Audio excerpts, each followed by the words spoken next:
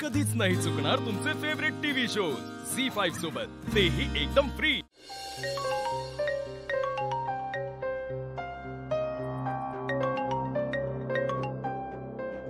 हा बोल ना रे। अर्जुन, अरे कुठे आहेस तू? अगं अमोलला चक्कर आली होती ना, तर मी त्याला त्याच्या घरी घेऊन आलो इकडं। बरं मला सांग, तू आता कसा आहे? हाय, बरा वाटतोय, पण तब्येत अशी पूर्णपणे बरी नाही झाली अजून, तेवढा रिकवर नाही तो। म्हणजे तो बरा आहे ना? अर्जुन, तुझ्या लक्षात आहे ना, मी तुझ्यासाठी वटपौर्णिमेचा उपवास धरलाय। आर्या, तू अजून उपवास सोडला नाहीस? अर्जुन, हा व्रताचा उपवास आहे, तुझ्याशिवाय मी कसा सोडीन? आर्या हो, पण मला इथं आता काय अर्जुन, आता तर अमोल ठीक आहे ना? पण तुला इकडे यायला काय अडचण आहे? अडचण काय नाही आर्या, पण डॉक्टरांनी सांगितलं की अमोलला स्ट्रेस देऊ नका अजून, आणि मी जर आता तिकडे आलो ना तर तू नाराज होईल ग। आणि माझं काय अर्जुन? आर्या बघ, तू प्लीज। आणि प्लीज काय अर्जुन?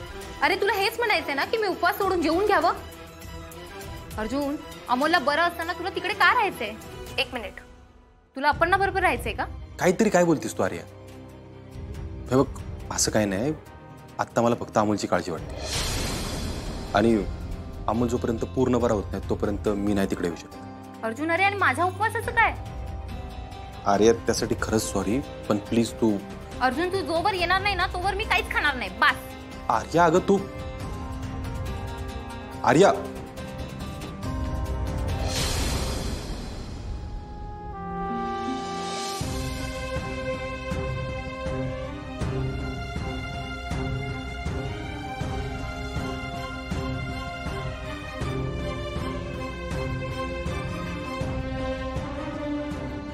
अर्जुन,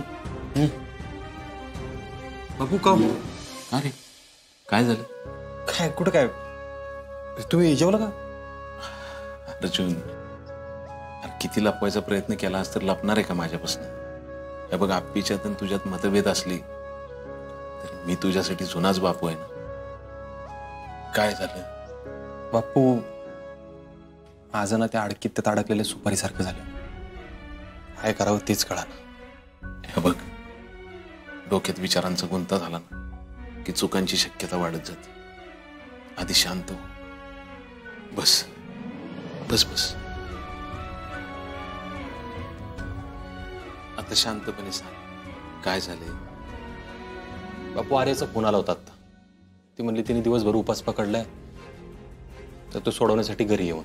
बर, तुला काय वाटतंय? आत्ता माझ्या डोक्यात अमोलशिवाय दुसरा विषय नाही हो कुठला। त्याच्यात माझा साखरपुडा झालाय, पण त्या विषयावर मला आत्ता नाही बोलायचं।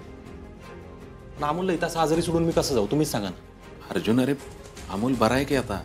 डॉक्टरांनी सांगितले की तसं आपल्याला। हो बापू, पण अहो बघ, अमोलची तब्येत बरी आहे असं वाटतंय ना तुला?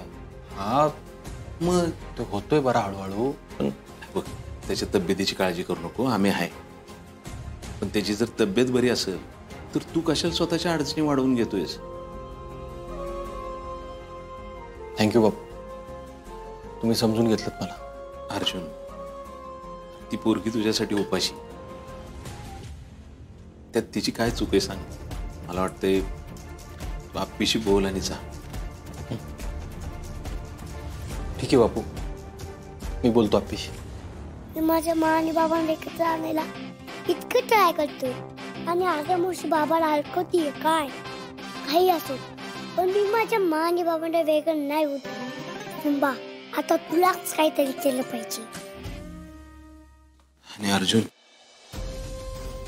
जे काय झालं त्यात त्या पोरीची चूक नाही, पण पुढे जाऊन तो पेस तुझ्यासाठी अवघड होणार असेल तर त्याच्यावर आत्ताच उपाय काढ।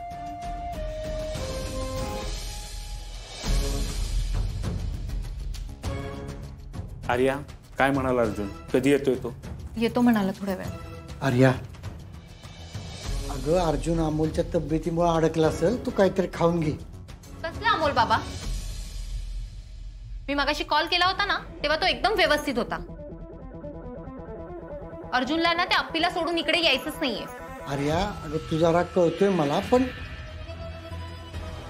असं बोलू नको सगळं। अगं अर्जुन असं कधीच नाही करणार।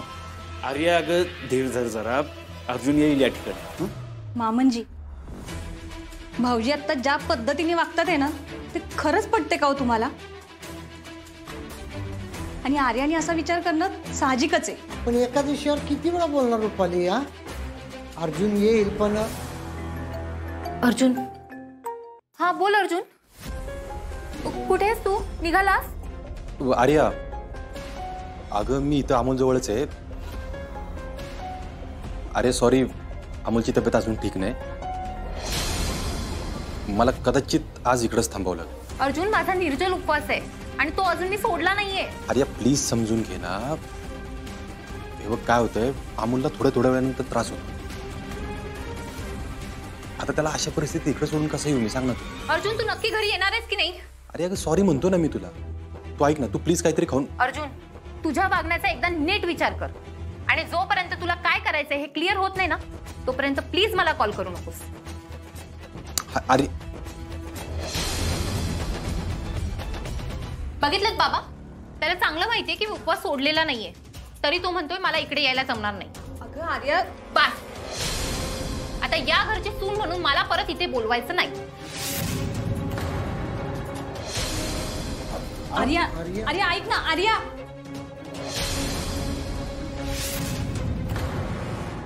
मग पूर्ण गोष्ट ऐकायची आहे. हो, आणि झोपेचं काय?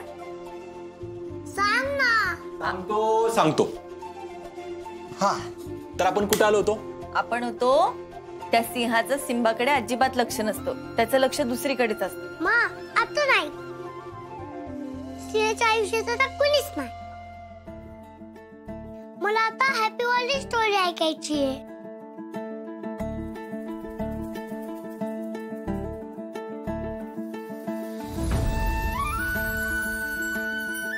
हा, तर सिंह आता त्याच्या कुटुंबाकडे खूप प्रेमाने लक्ष देत असतो. आणि माहितीये, त्या सिंहाचं कुटुंब म्हणजे फक्त त्याची बायको आणि मुलगा नाही, तर त्याचं लक्ष पूर्ण जंगलाकडे असतं. का बरं मा? कारण तो सिंह पूर्ण जंगलालाच त्याचं कुटुंब मानत असतो. आणि सिंहाचा मुलगा असतो ना सिंबा, तो पण त्या सिंहासारखा शूर असतो. हा, आणि तो सिंबा दिसायला एकदम रुबाबदार असतो. जंगलातले सगळे प्राणी त्याचा खूप आदर करत असतात. आणि एकदा काय होतं माहिती का, सिंबाचा बर्थडे असतो.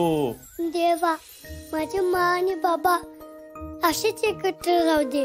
त्यांचं खरंच एकमेकांवर खूप प्रेम आहे.